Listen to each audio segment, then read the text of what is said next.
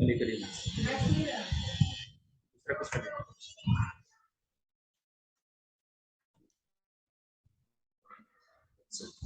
देखिए हमारा chapter second है बायोलॉजिकल क्लासिफिकेशन, बायोलॉजी का। इसमें सबसे पहले हम लोग बात करेंगे 5 kingdom system.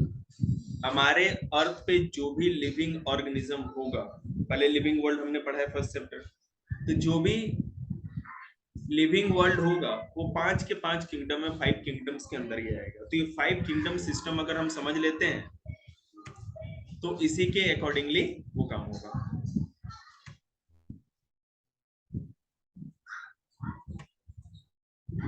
A 5 kingdom system is proposed here based both on level of organization and on the type of organization as evolved in relation to 3 principal means of nutrition, photosynthesis, absorption and ingestion. देखिए यहाँ पे जो 5 kingdom system बताया गया है, ठीक है, ये क्या है? ये 3 प्रिंसिपल ऑफ न्यूट्रिशन के आधार पे किया गया है, इसको मैंने कैटेगराइज किया गया है। इसमें क्या है? फोटोसिंथेसिस, एब्जॉर्प्शन एंड इंजेक्शन, ये 3 तरह के न्यूट्रिशन लेवल के आधार पर किया गया है। 5 kingdom system of classification was advanced by R. विटेकर, ठीक है, इन्होंने दिया था। This system replace the old 2 kingdom grouping of living organism. पहले क्या था? या तो एनिमिलिया और नहीं तो प्लांट, दो ही ग्रुप हम लोग किंगडम जानते थे। लेकिन उन्होंने कहा कि नहीं, इसके अंदर हमें और भी डिवाइडेशन की जरूरत है, क्योंकि उससे बहुत सारी चीजें क्लियर नहीं हो पाती थी, ठीक है। सो आर.एच. विटेकर ने ये 5 किंगडम सिस्टम दिया। As already discussed, a division of living world merely into plant and animal kingdom is too simple.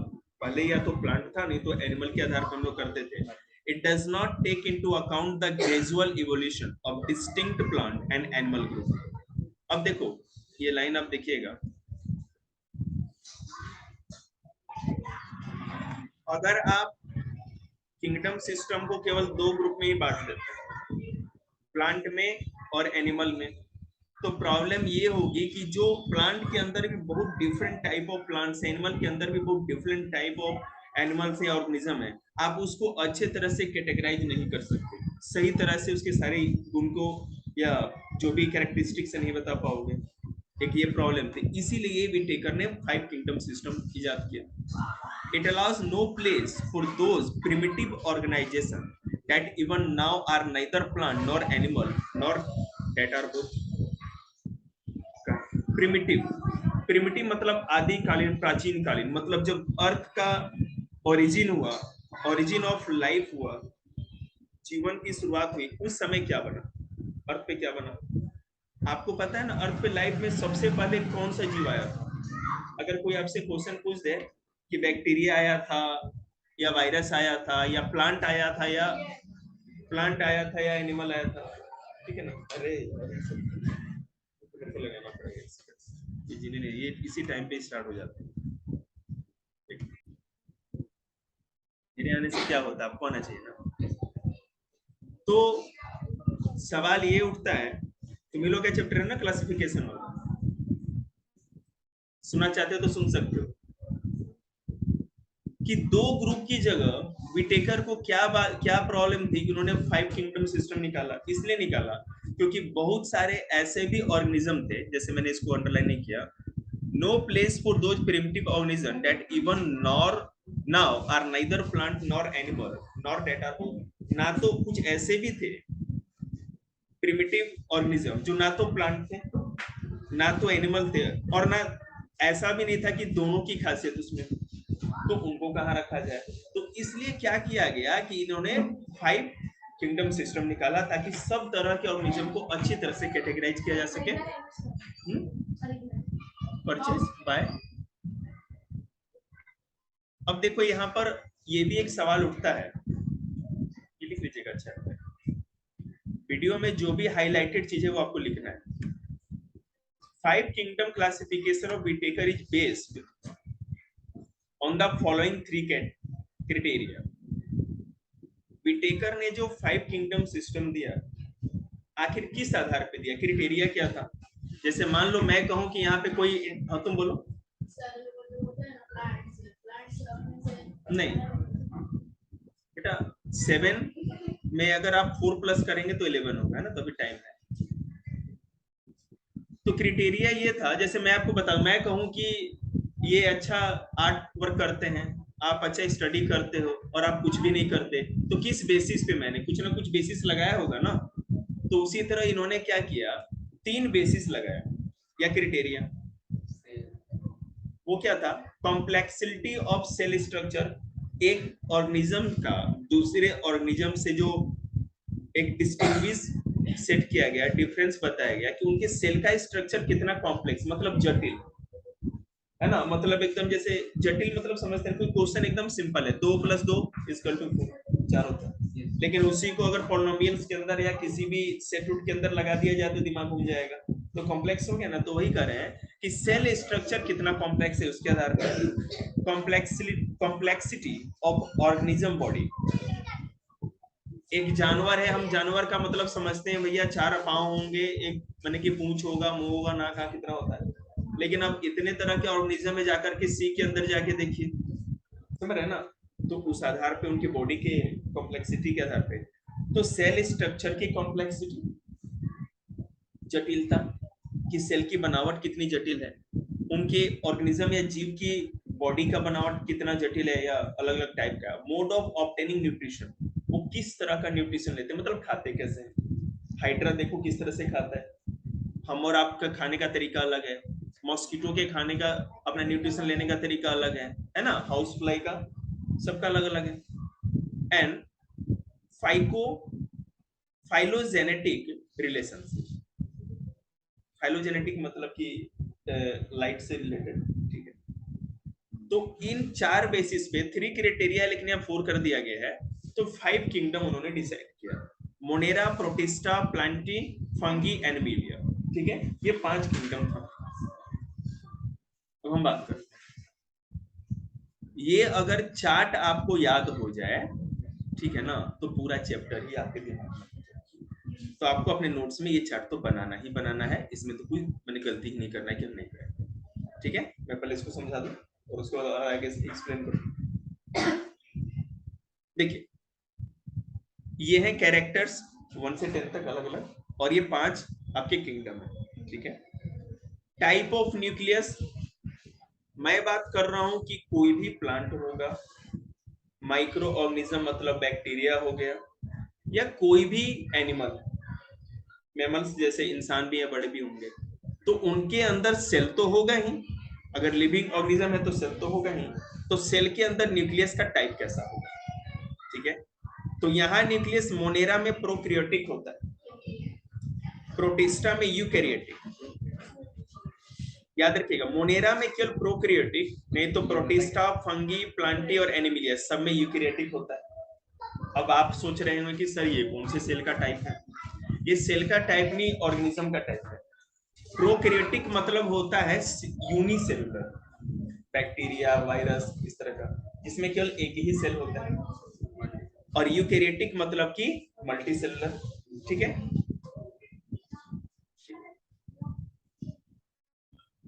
Mitochondria की बात करें तो मोनेरा में केवल एब्सेंट होता है, बाद बाकी सब में प्रेजेंट होता है, याद करना बहुत ही आसान हो गया ना। मोनेरा में केवल एब्सेंट होता है, बाद बाकी सब में प्रेजेंट होता है, मतलब फंगी, प्रोटिस्टा, प्लांटी, एनिमिलिया सब में प्रेजेंट होता है। माइटोकॉन्ड्रिया पढ़ाया था, याद होगा, सेल में। प्लास्टिड्स, प्लास्टिड्स मोनेरा में एब्सेंट होगा, प्रोटिस्टा में कुछ केस में प्रेजेंट होगा, फंगी में एब्सेंट होगा, प्लांटी में प्रेजेंट होगा, और एनिमिलिया में एब्सेंट होगा। मतलब कहने का मतलब ये है कि जो प्लास्टिड होता है ना, एनिमल में नहीं पाया जाता, केवल प्लांट में पाया जाता है। तो यहाँ पर जो मोनेरा है ये भी, ये चुप ना रे, कहना भी +4 चाहिए तुमको। Cell wall and chemical nature, non cellular, और मोनेरा नॉन सेलुलर होता है, प्रोटिस्टा में प्रेजेंट होगा कुछ में, फंगी और एनिमिलिया में एब्सेंट होगा क्योंकि एनिमल कैटेगरी में आ जाते हैं, ठीक है। और प्लांटी में तो प्रेजेंट होगा ही, क्योंकि सेल वॉल केवल प्लांट में पाया जाता है और किसी में भी नहीं पाया जाता। सेल वॉल केवल प्लांट में पाया जाता है, याद है ना आपको, सेल पढ़ा है आपने भी इधर, यस पढ़ा है। तो आप एक काम करिए, ये देखिए, आप आपको और अच्छा लगेगा। देखिए हम आपको समझाते हैं।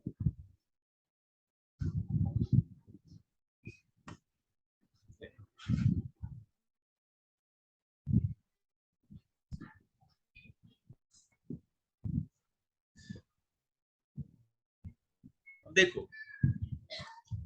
अगर हम बात करें, ये कोई सेल है, ठीक है। मैंने ये नहीं बोला कि ये प्लांट सेल है या एनिमल सेल है। मान लीजिए प्लांट सेल है। अब प्लांट सेल में क्या होता है, ये जो बाहरी आउटलाइन जो मैंने बनाई है ये होता है सेल वॉल। इसके अंदर क्या होता है ये बताएगी। सेल वॉल के नीचे वाली लाइन क्या होती है बताओ भैया। ये होती है प्लाज्मा मेम्ब्रेन या न्यूक्लियर मेम्ब्रेन, ठीक है। प्लांट सेल के अंदर वैक्यूल का साइज जो होता है ना बहुत ही बड़ा होता है, आपने ऐसे देखा होगा वैक्यूल का साइज। और इसके ये बाहर की तरफ क्या हो गया, ये सारा का सारा साइटोप्लाज्म है, और न्यूक्लियस सेंटर में नहीं होता है, कहीं साइड में होता है न्यूक्लियस। प्लांट भी एक तरह का लिविंग ऑर्गेनिज्म है, सेल है तो न्यूक्लियस तो होगा ही, ठीक है। तो यहाँ पे कहीं आउटर साइड में न्यूक्लियस होता है। ए करोगे आवाज, आगे खेलो, ठीक है। तो प्लांट सेल में ही केवल सेल वॉल होता है, और वो होता है बाहरी कवर, सबसे बाहर प्लांट का सबसे बाहरी कवर होता है plant cell, sorry cell wall, cell wall. लेकिन अगर एनिमल की बात करें, ये हो गया एनिमल सेल, तो एनिमल सेल का सबसे बाहरी हिस्सा होता है प्लाज्मा मेम्ब्रेन या सेल मेम्ब्रेन, क्योंकि इसमें सेल वॉल एब्सेंट होता है। इसका सबसे अच्छा मैं आपको बताऊं देसी तरीके में, ये आपको सॉफ्ट लगेगा, लेकिन प्लांट को ऐसे पकड़ेंगे तो हार्ड लगेगा, क्योंकि वो सेल वॉल होता है। Cell wall actually dead cell होते हैं, ठीक है। अब सेल वॉल के ये प्लाज्मा मेम्ब्रेन के अंदर सेल के सेंटर में, एनिमल सेल में लगभग सेंटर में ही न्यूक्लियस होता है। न्यूक्लियस के चारों तरफ जो मेम्ब्रेन होती है उसको न्यूक्लियर मेम्ब्रेन कहते हैं, और सेल के चारों तरफ जो मेम्ब्रेन होती है प्लांट सेल के उसको कहते हैं प्लाज्मा मेम्ब्रेन, ठीक है। बस प्लांट और एनिमल सेल में बस ये डिफरेंस मेन आप समझ लेना कि प्लांट सेल में सेल वॉल होता है लेकिन एनिमल सेल में नहीं होता, लेकिन प्लाज्मा मेम्ब्रेन दोनों में होता है, या सेल मेम्ब्रेन दोनों है। समझ क्लियर है।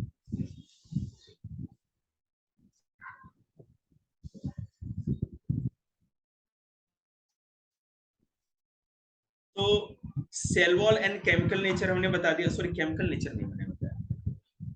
अगर मोनेरा की बात करें तो इसमें पॉलीसैकेराइड और अमीनो एसिड ये दोनों होता है। एमिनो एसिड का मतलब मैं आपको समझा दूं क्या होता है। जो भी हमारे बॉडी में प्रोटीन बनता है ना, आपने पॉलीमर चैप्टर पढ़ा है, क्लास 8 में पढ़ा होगा, मैं आपको समझाता हूँ। मोनोमर और पॉलीमर। पॉलीमर मतलब कि छोटे छोटे दाने दाने टुकड़े टुकड़े जो जुड़ करके पॉलीमर बनाते हैं, उन छोटे छोटे टुकड़ों को मोनोमर कहते हैं, ठीक है। तो एमिनो एसिड वो मोनोमर है, छोटे छोटे टुकड़े हैं, और वो जुड़ के क्या बनाते हैं, प्रोटीन। तो प्रोटीन हो गया पॉलीमर का एग्जांपल, और एमिनो एसिड मोनोमर हो गया। अब समझ में आया, ठीक है। अब अगर प्रोटिस्टा की बात करें तो various types of chemical nature होता है। नन सेल्यूलोजिक होता है, मतलब फंगी में है ना सेलुलोज होता ही नहीं है, प्लांटी में सेलुलोज तो होता ही है, और एनिमिलिया में सेलवॉल होता ही नहीं, तो मतलब ही नहीं। ये केमिकल स्ट्रक्चर बता रहे सेलवॉल किस चीज का बना होता है, कैसा होता है। न्यूक्लियर मेम्ब्रेन, न्यूक्लियस के चारों तरफ जो बाउंड्री होती है उसको न्यूक्लियर मेम्ब्रेन कहते हैं, बताया था ना मैंने, याद है। नहीं याद है तो बोलिए कि नहीं याद है।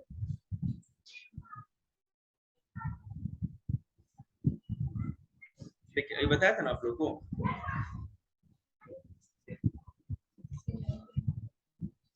जैसे मान लीजिए ये सेल है आपका, तो शेयर तो कर ही नहीं रहे हैं, पिछले बार भी शेयर नहीं हुआ।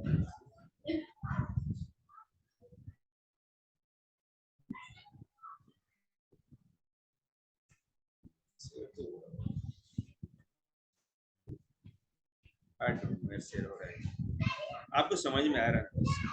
ये सेल है, सेल के अंदर होगा न्यूक्लियस, हाँ बिल्कुल सेंटर में। तो सेल का बाहरी बाउंड्री होता है प्लाज्मा मेम्ब्रेन या सेल मेम्ब्रेन, लेकिन न्यूक्लियस के चारों तरफ जो बाउंड्री होती है उसको ही न्यूक्लियर मेम्ब्रेन। सिंपल सी बात है।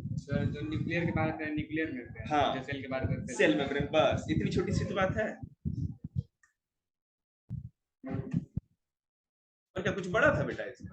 कुछ दिक्कत हुआ इसमें? तुम देख रहे हैं, अपना काम छोड़ के इधर कौन ध्यान दे रहा है? न्यूक्लियर मेम्ब्रेन देखिएगा, मोनेरा में न्यूक्लियर मेम्ब्रेन एब्सेंट होता है, क्योंकि भैया न्यूक्लियस होता ही नहीं तो न्यूक्लियर मेम्ब्रेन कहां से होगा। प्रोटिस्टा में प्रेजेंट होता है, फंगी में प्रेजेंट होता है, प्लांटी में प्रेजेंट होता है, और एनिमिलिया में भी प्रेजेंट होता है, केवल मोनेरा में नहीं होता। ठीक है, अभी मैंने ये नहीं बताया कि मोनेरा में कौन से आते हैं, प्रोटिस्टा में कौन से आते हैं, वो तो भी बताना है। मैं इस चार्ट को समझा रहा हूं कि अगर ये चार्ट आपने याद रखा ना तो काम हो गया, आप लगभग इस चैप्टर में अच्छे से लिख सकते हैं। रिवीजन यही केवल हम लोग बता देते कैरेक्टरिस्टिक में प्रश्न कर देते, और सब हम लोग देख लेंगे। ये समझा है ना? कैरेक्टरिस्टिक हम सब ये समझ गए। चलिए ठीक है, समझ गए तो आगे चलते हैं। अब भैया चलिए द किंगडम मोनेरा की बात करते हैं। कुछ मोनेरा मतलब मोनोस से निकला है, single, include prokaryotes and so the following characters.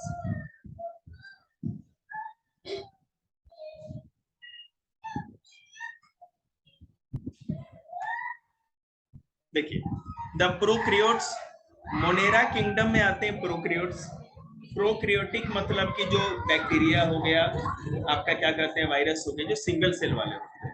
ठीक है, मोनोस का मतलब ही सिंगल होता है। द लैक न्यूक्लियर मेम्ब्रेन, सबसे पहली बात खासियत क्या है कि इसकी न्यूक्लियर मेम्ब्रेन नहीं होती।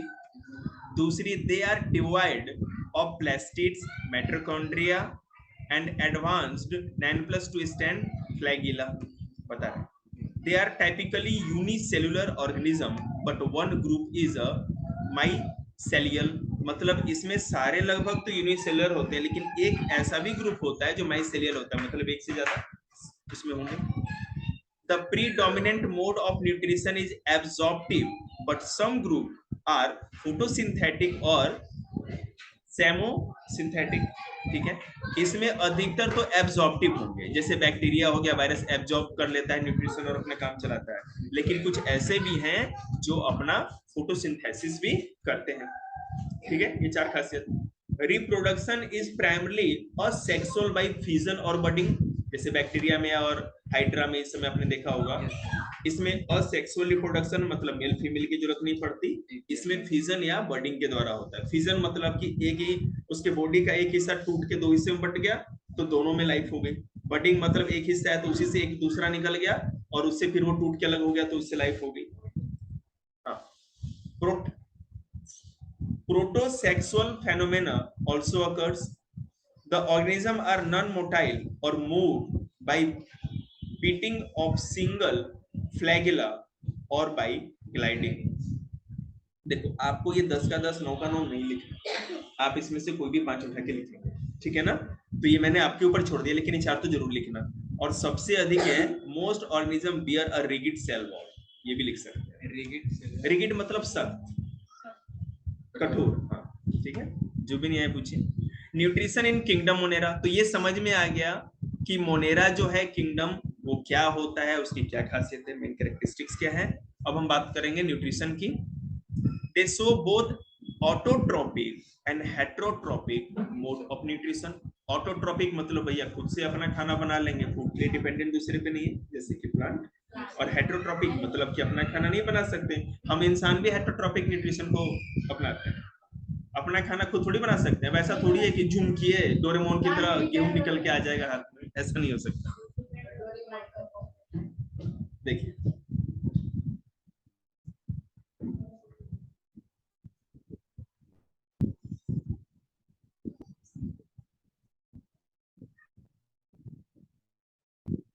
ये क्या है? फ्लो चार्ट है, हम समझाते हैं आपको। किंगडम एनिमिलिया हो गया, किंगडम फंगी हो गया, किंगडम प्लांटे हो गया, है ना, kingdom protista, kingdom Monera, cyanobacteria, bacteria, है ना, ये सारे कुछ इसमें आते हैं।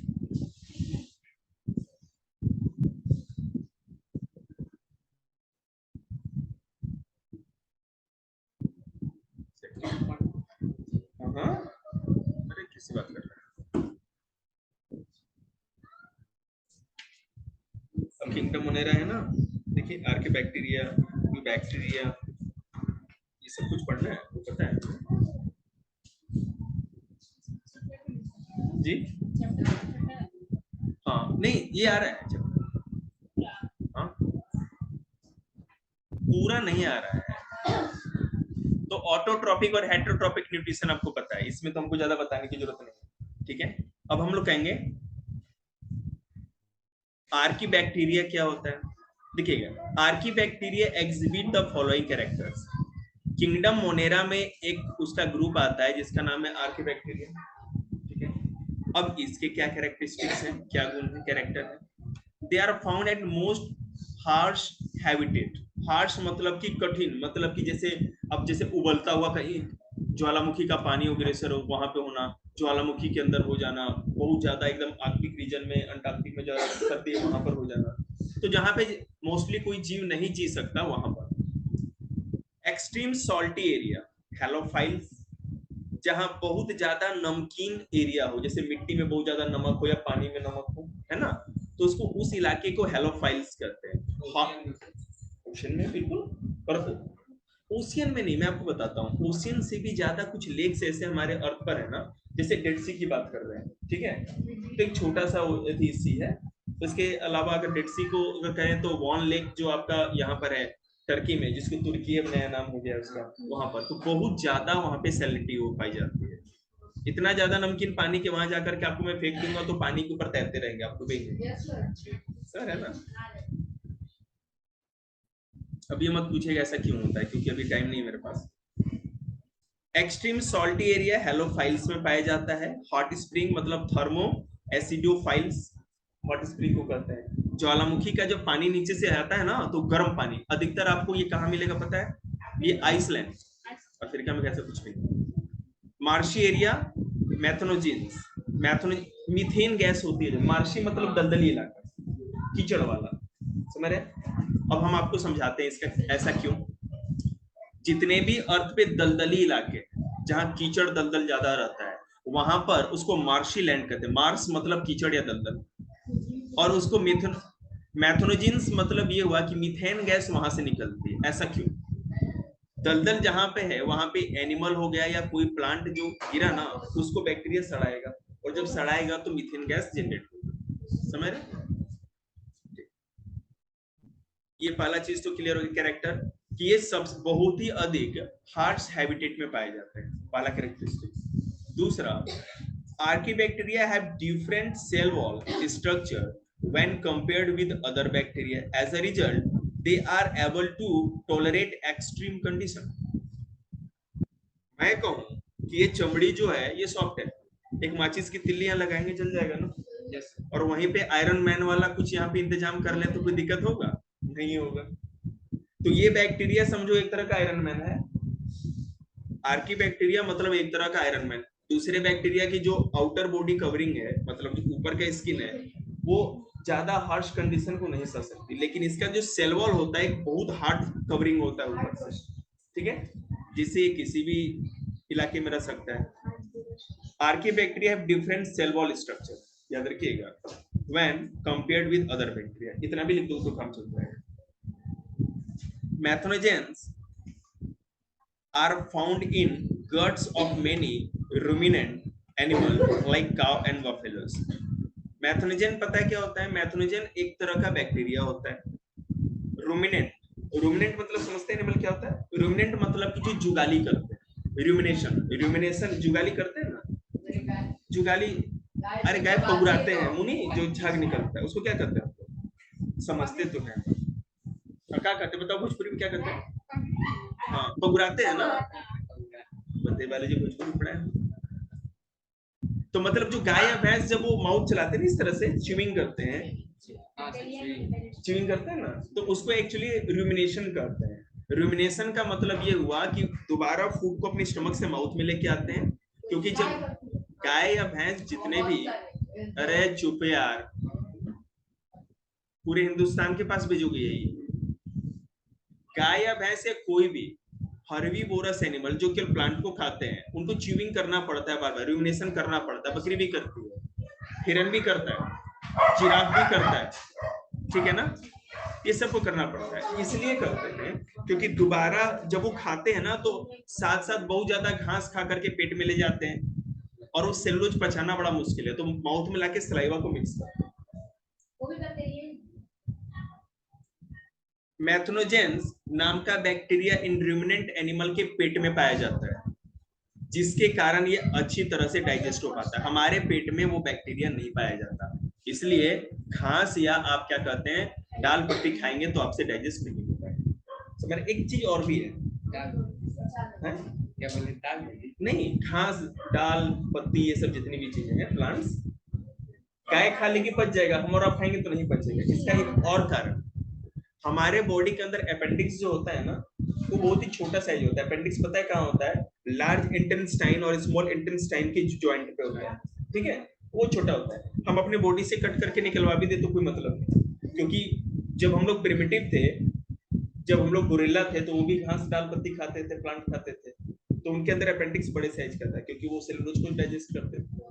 लेकिन जैसे ही हम लोगों ने सब कुछ खाना स्टार्ट कर दिया तो उसका काम खत्म हो गया। और मान लीजिए सर बचपन से ही छोटे बच्चे को हम ध्यान देते रहे तो नहीं, तो ये लाखों साल में होता है। ये जो आप म्यूटेशन कर रहे हैं ना, लाखों साल लगे हमको इस तरह से अपने बॉडी को बनाने में, समझ रहे हैं? नहीं, वो नहीं हो पाएगा। उसके शरीर में भी तो माँ से जन्म हुआ था, अपेंडिक्स छोटा ही है ना, वो नहीं कर पाएगा। हाँ, लेकिन एक चीज और भी है, जैसे आपने एक चीज और देखा होगा, थोड़ा मैं आपको नॉलेज के लिए बता दूं कि जो छोटा बेबी होता है ना, जैसे मान लीजिए कि 2 से 3 साल तक का बच्चा है, जब से गाय का भी दूध पीने लगता है, मदर के साथ साथ मदर का मिल्क फीड करता है, गाय का भी, भैंस का भी दूध पिलाते हैं, पाउडर वाला दूध भी पिलाते हैं उसको, तो वो बच्चा केवल दूध पे जी जाएगा। इसलिए जी जाएगा कि उस समय उसके बॉडी में एंजाइम्स बनते हैं जो मिल्क को डाइजेस्ट करा देते हैं। लेकिन जैसे जैसे उम्र बढ़ते जाएगी ना, तो हम लोग ज्यादा दूध पिएंगे ना तो डाइजेशन में प्रॉब्लम होने लगेगा, क्योंकि हमारा बॉडी उतना एंजाइम नहीं बनाता है कि उस मिल्क को डाइजेस्ट कर सके। समझ रहे हैं ना? याद रखिएगा। इसीलिए कहा जाता है, आयुर्वेद में ये कहा गया है कि जब भी कोई मिल्क पिए तो रात को सोने के समय पीना चाहिए। इन्हें कि सुबह उठे गले तक पी लिया दूध, तो है ना, उस जाकर के मेटाबॉलिज्म खराब हो जाता है, सोचे नहीं पचेगा उसको पूरा। और रात को भी है ना, ये नहीं कि मैंने कि 20-25 डोसे खा लिए उसके ऊपर से आधा लीटर दूध, तो मरना पक्का है। सुबह में दूध नहीं, सुबह ठीक नहीं है खाली पेट पे, जैसे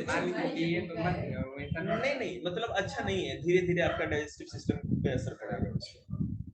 halophiles lie in habitat having high salinity and high light intensity, ठीक है? इसका मतलब यहाँ पर हेलोफाइल्स वो होते हैं जहाँ बहुत ज्यादा नमक पाया जाता है, ठीक है? तो वहां पर भी ये जी लेते हैं।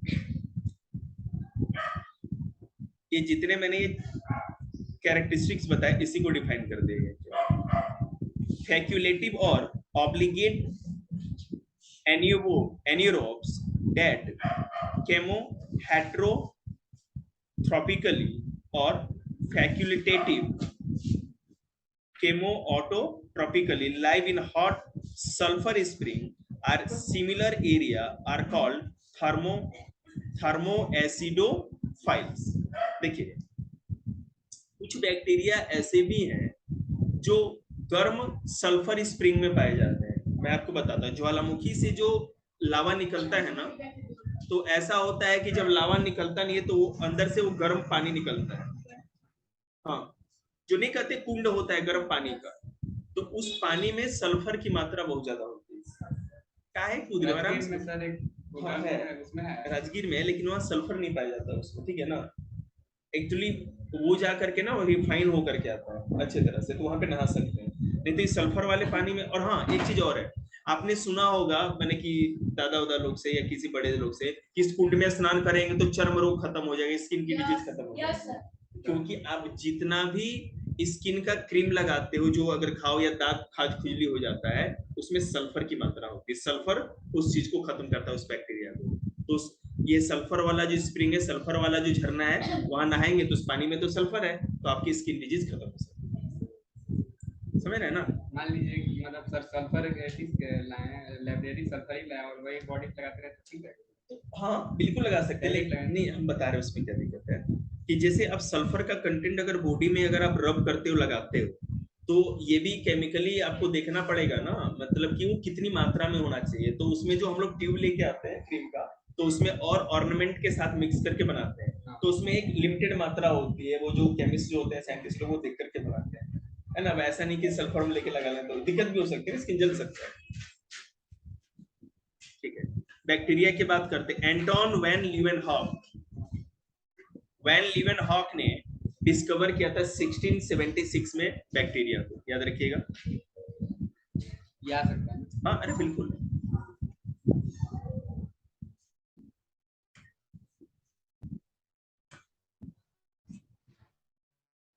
Anton van Leeuwenhoek discovered the bacteria in pond water and tartar scraped from teeth and called them Animalcus. Much has been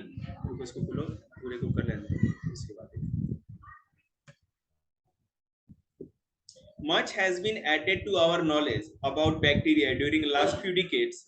They have been following important characters. ठीक है, हम पहले बात कर लेते हैं कि एंटोन वैन लीवेनहॉक ने 1676 में बैक्टीरिया को इन्वेंट किया, खोजा। और पॉन्ड वाटर मतलब जो पानी होता है ना, तालाब का पानी, ठीक है, गंदा पानी, उसमें से बैक्टीरिया को देखा। और दूसरा, ये दांत जो होता है ना, दांत को अगर आप ऐसे उंगली से खुरचोगे नाखून से ना, तो व्हाइट कलर का वो गंदगी से निकलेगा, वो सारा बैक्टीरिया होता है। ठीक है ना। हमारे माउथ में है ना भाई इतनी बैक्टीरिया तुम सोच भी नहीं सकते। अगर एक बार माइक्रोस्कोप ला के किसी के माउथ के अंदर देखेंगे तो पागल हो जाएंगे। हाँ बिल्कुल, समझ रहे ना। लेकिन ये है कि हमारे स्टमक के अंदर हाइड्रोक्लोरिक एसिड होता है जो कि सारे बैक्टीरिया को खत्म कर देता है, हमें कोई नुकसान नहीं। देखिए बैक्टीरिया की क्या खासियत है। दे आर प्रोकैरियोटिक मतलब सिंगल सेल के होते हैं। The flagella, whenever present, are made up of single strand. When organized nucleus, Golgi body, mitochondria are absent in the cell of bacteria. इनके अंदर वेल ऑर्गेनाइज्ड न्यूक्लियस होता है, ठीक है। Golgi body, mitochondria are absent in the cell of the bacteria. कहने का मतलब है ना कि इसके अंदर ना तो न्यूक्लियस होता है, ना तो गोल्जी बॉडी होती है, ना तो माइटोकॉन्ड्रिया होता है, ये सब कुछ एब्सेंट होता है बैक्टीरिया के, याद रखिएगा। सेल ऑफ बैक्टीरिया का मतलब, हाँ बैक्टीरिया एक्चुअली यूनिसेलुलर होता है ना, तो एक ही तो सेल होता है ना, उसमें न्यूक्लियस नहीं होता। बेसिकली दे आर यूनिसेलुलर, ठीक है। Cell wall is made up of murein और पेप्टाइडोग्लाइसिन, ठीक है, पेप्टाइडोग्लाइसिन। तो म्यूरेन या पेप्टाइडोग्लाइसिन का इसका सेल वॉल बना होता है, मतलब सेल वॉल प्रेजेंट होता है। They are smallest of all the living organism with a cellular organisation, ठीक है। बैक्टीरिया का सेल सबसे छोटा सेल होता है किसी भी लिविंग ऑर्गेनिज्म में, ठीक है ना। Cytoplasmic streaming and sap vacuoles are absent in bacterial cell. In some bacteria gas vacuoles may be present. इसमें ना वैक्यूल नहीं होता, ठीक है। तो वैक्यूल समझते हैं क्या होता है वैक्यूल? देखो मैं यहीं पर समझाता हूँ, ये तो आएंगे बैक्टीरिया, तो कुछ कराने की जरूरत ही नहीं है। ये देखिए गैस वैक्यूल है, ये बैक्टीरिया है, इसके बाहर से ये ब्लू कलर वाला सेल वॉल हो गया, अंदर वाला सेल मेम्ब्रेन हो गया, ठीक है। प्रोटीन क्रिस्टल्स हो गए प्रोटीन वाले, ठीक है। तो न्यूक्लियस कहाँ है? हम बता रहे हैं न्यूक्लियस कैसे होगा, न्यूक्लियस एब्सेंट होगा ना, तो बैक्टीरिया नहीं, यूनिसेलुलर में न्यूक्लियस होगा ही नहीं, ठीक है ना। तो ये भी एक लिख सकते हैं ना कैरेक्टरिस्टिक में, तो बताया मैंने, देखा नहीं आपने यहाँ, देखिए unicellular well organised nucleus Golgi body mitochondria absent, बता तो दिया मैंने आपको। लिखना ये, आप ये नोट्स लिखो जो मैं ये हाईलाइट कर रहा हूँ, इसीलिए तो हाईलाइट कर रहा हूँ ना, ठीक है। देखिए ये पिगमेंट ग्रेन्यूल है, उसके बाद ये जो लाइंस आपको दिख रही है थैलक्वाइड है, ठीक है ना। थाइलेक्वाइड गैस वैक्यूल हो गया, ये फूड रिजर्व हो गया इनके पास, ये सारा का सारा ये स्ट्रक्चर है इनका। और ये स्लिमी मतलब किसी कोई मछली या कोई चीज को पकड़ेंगे ना तो छिलक जाता है ना, तो ये स्लिमी इनका बॉडी होता है। इनके सेल वॉल के बाहर स्लिमी एक लेयर होती है जिससे आप इसको पकड़ना बड़ा ही मुश्किल है। वैसे मैं आपको एक बात और बता दूं, आज के डेट में है ना, वेस्ट इंडीज का नाम तो सुना होगा, क्रिकेट देखते होंगे आप, वेस्ट इंडीज। तो वेस्ट इंडीज में कैरेबियन सी के पास जो वहाँ मर्शी लैंड है, दलदली इलाका है मैंग्रोव फॉरेस्ट के पास, वहां पर दुनिया का सबसे बड़ा बैक्टीरिया अभी साइंटिस्ट लोगों ने खोजा है, उसका नाम एक्चुअली याद नहीं है मेरे को भी। और उस बैक्टीरिया को हम बिना माइक्रोस्कोप के ऐसे भी देख सकते हैं, इतने बड़े साइज के, समझे? बैक्टीरिया मूव करता है यार, कैसे नहीं चलेगा, क्यों नहीं चलेगा? कैसे non living thing? Virus non living होता है, ये तो लिविंग होता है। वायरस में शरीर में जाता है तो लिविंग तब लिविंग होता है, बिल्कुल। देखे, ज्ञानी है सब ये। Major method of reproduction in a bacteria is binary fission. Bacteria में रिप्रोडक्शन बाइनरी फिजन के तहत होता है। आप ये भी लिख सकते हैं, mostly bacteria are heterotrophic due to absence of chlorophyll. ठीक है, ये लिख देना। ब्लू ग्रीन एल्गी या साइनोबैक्टीरिया, मैं देखता हूँ वो है कि नहीं। पेंसिल निकालना बेटा। आर्कियोबैक्टीरिया करा दिया, यू बैक्टीरिया,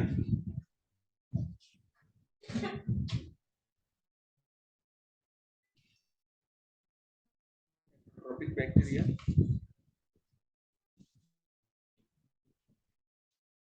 ग्रीन एल्गी नहीं आ रहा है, ठीक है ना, साइनोबैक्टीरिया, कोई बात नहीं, ये वाला मैं बता दूं। सर बैक्टीरिया में डीएनए और डीएनए कैसे नहीं होता? बिना डीएनए के कैसे कोई जी सकता है? न्यूक्लियस बेशक ना हो, लेकिन न्यूक्लियस का जो न्यूक्लिक मटेरियल होता है ना, पूरा वो साइटोप्लाज्म में ही बिखरा होता है। इसमें आपको फिगर देखो, हाथ अंगन को आरसी क्या और फिगर के लिए फारसी क्या, ये फिगर दिख रहे हैं ना।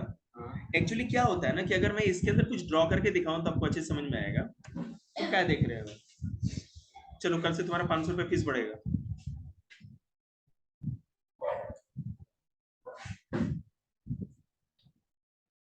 भैया के बगल में बैठ जाओ, इधर आगे।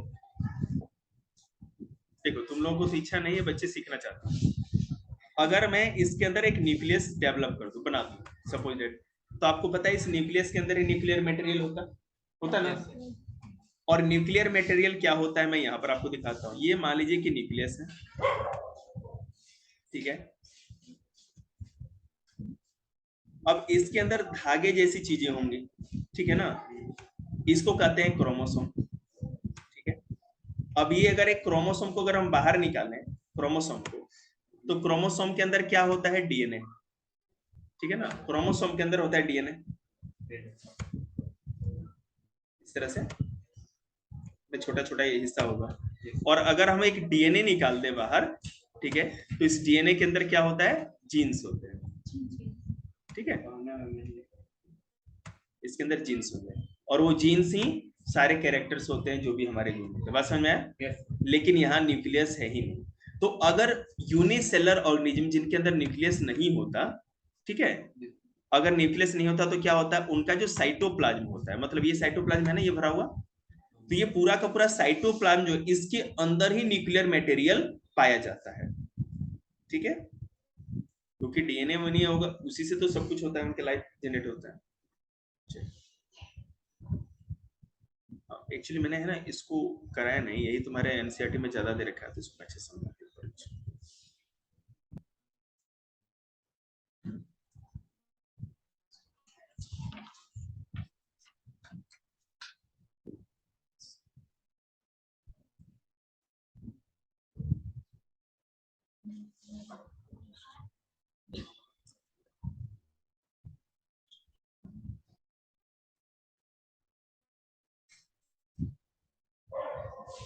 अच्छी बैक्टीरिया तो हो गया, यू बैक्टीरिया देख रहे हैं आगे होगा सर।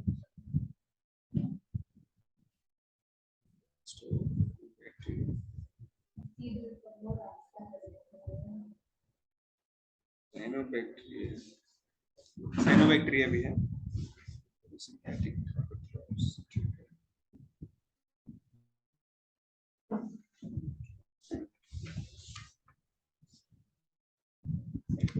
है भाई सब इधर मैं सोच रहा हूँ कहाँ से साइनोबैक्टीरिया। ठीक है, तो बैक्टीरिया तो आप समझ गए अच्छी तरह से। अब हम बात करेंगे साइनोबैक्टीरिया का। साइनोबैक्टीरिया को हम ब्लू ग्रीन एल्गी भी कहते हैं। हमारे अर्थ पे जो सबसे पहला लाइफ आया वो साइनोबैक्टीरिया, हाँ, ब्लू ग्रीन एल्गी, ठीक है। इसको हिंदी में नीलहरित शैवाल कहते हैं, ब्लू ग्रीन एल्गी। अब देखिए सहवाल, सहवाल, सहवाल। जिसका मतलब निकला होता है। नहीं, सहवाल ये ब्लू ग्रीन एल्गी है, मतलब उसका नेम है, हिंदी में हम बता रहे हैं, ठीक है ना। देखिए होता क्या है, साइनोबैक्टीरिया जो आपका है, ये सबसे पहले लाइफ यही लेके आए। इन्होंने क्या किया कि ये फोटोसिंथेसिस कर सकते थे, तो सोलर लाइट लेकर के, सन की लाइट लेकर के इन्होंने सबसे पहले क्या किया, ऑक्सीजन बनाना स्टार्ट किया। पूरे हमारे अर्थ पे जो ऑक्सीजन का भंडार जब आया, ऑक्सीजन जब जनरेट हुआ, क्योंकि जब धरती बनी तो ऑक्सीजन अर्थ पे नहीं था, बाद में आया, और ये साइनोबैक्टीरिया के बाद आया। साइनोबैक्टीरिया ने फोटोसिंथेसिस के द्वारा, एक सेकेंड, ब्लू ग्रीन एल्गी को ही साइनोबैक्टीरिया कहते हैं। हाँ, ये बिल्कुल भी रह सकती है, प्लांट को ऑक्सीजन की क्या जरूरत है भाई, प्लांट है ना एक तरह का, समझ रहे हैं ना। और इसी ने सबसे पहले किया। चलिए हम स्टार्ट करते हैं ब्लू ग्रीन एल्गी के बारे में। Habitat and habitat. Blue green algae और साइनोबैक्टीरिया और साइनोफाइटा और ग्राम नेगेटिव और photosynthetic are gram negative and photosynthetic. ये जो साइनोबैक्टीरिया या ब्लू ग्रीन एल्गी होता है, ग्राम नेगेटिव होता है और फोटोसिंथेटिक होता है। इसका मतलब क्या, the blue green algae live virtually in all environment that contain water. Blue green algae हर उस एनवायरनमेंट में रह सकती है जहां पर पानी भरा हुआ है, ठीक है। The organism range from tropic to plains and they occur in soil, fresh water and ocean. Tropic मतलब उष्णकटिबंधीय इलाके जहां बहुत ज्यादा गर्मी पड़ती है। प्लेन्स मतलब जैसे जो हम लोग का तालाब पोखरा है, प्लेन में, मैदानों में, वहां पर भी ये पाया जाता है, ठीक है। ये मिट्टी में, फ्रेश वाटर में, ओशन में, हर जगह पाई जाती है। In lakes and in the ocean they form part of plankton.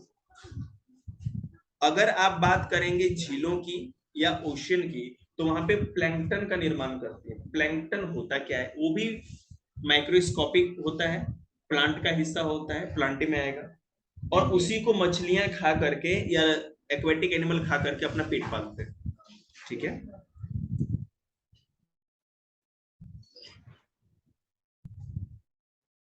सब लिखिएगा, बहुत इंपॉर्टेंट है।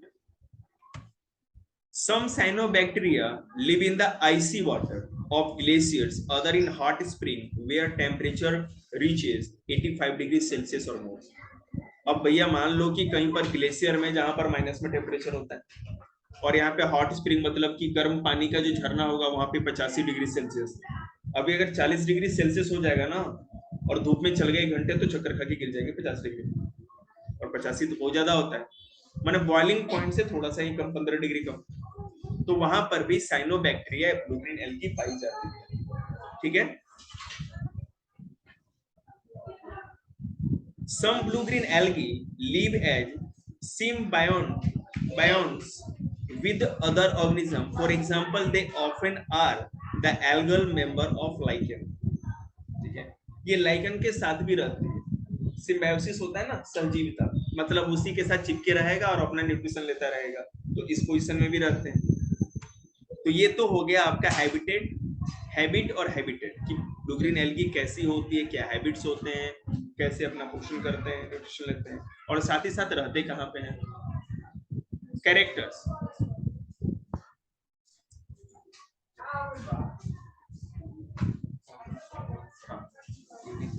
Common form are unicellular, colonial, filamentous and heteroecious.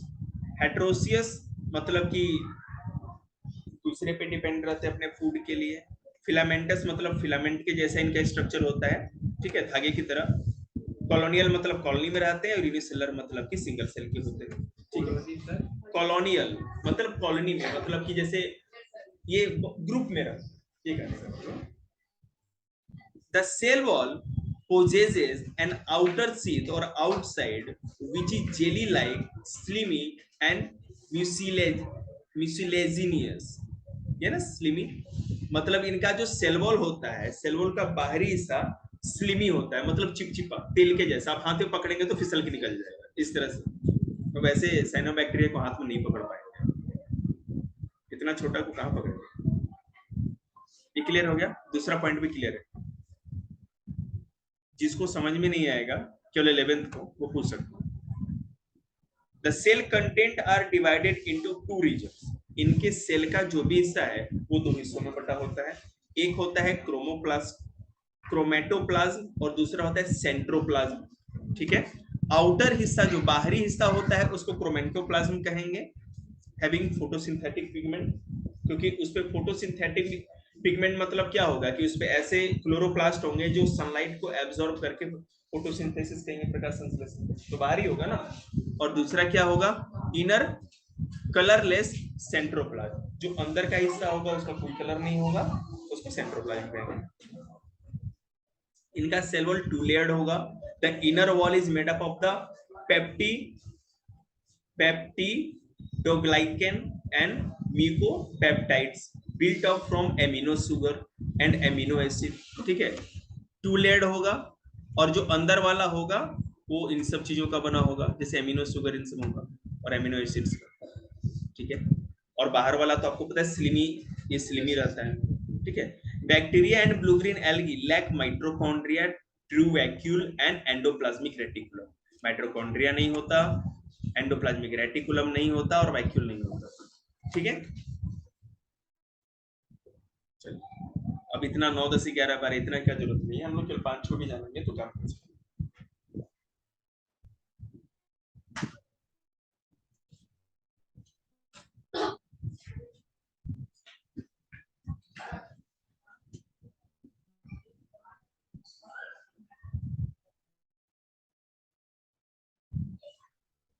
देखिए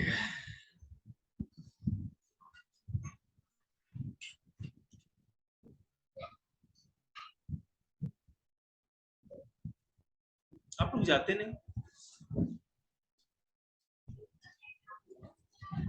ये वाला जो पोर्शन है ना, ये वाला पोर्शन ये तुम्हारे एनसीईआरटी में दे रखा है, तो ये थोड़ा देखना पड़ेगा।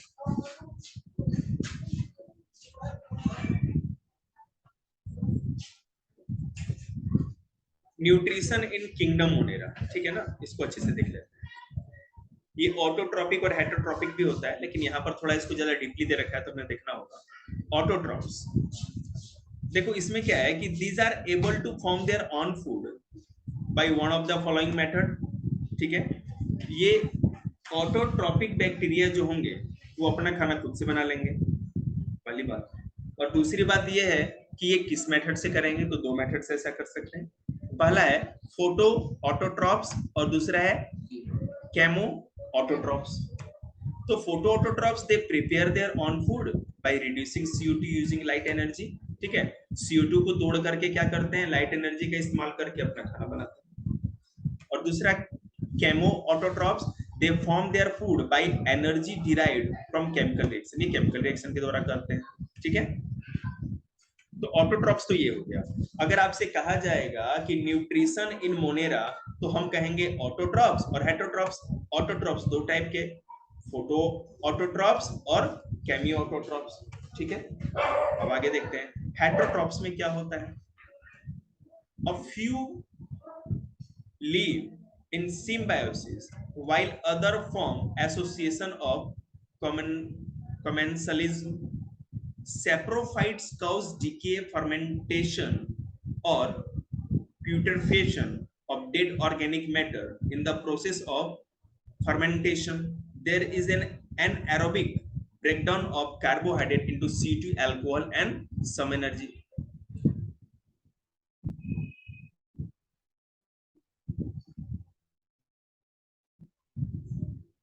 सब आ रहा है बेटा, ठीक है ना, मैं दिखा भी देता हूँ, सिलेबस में भी है।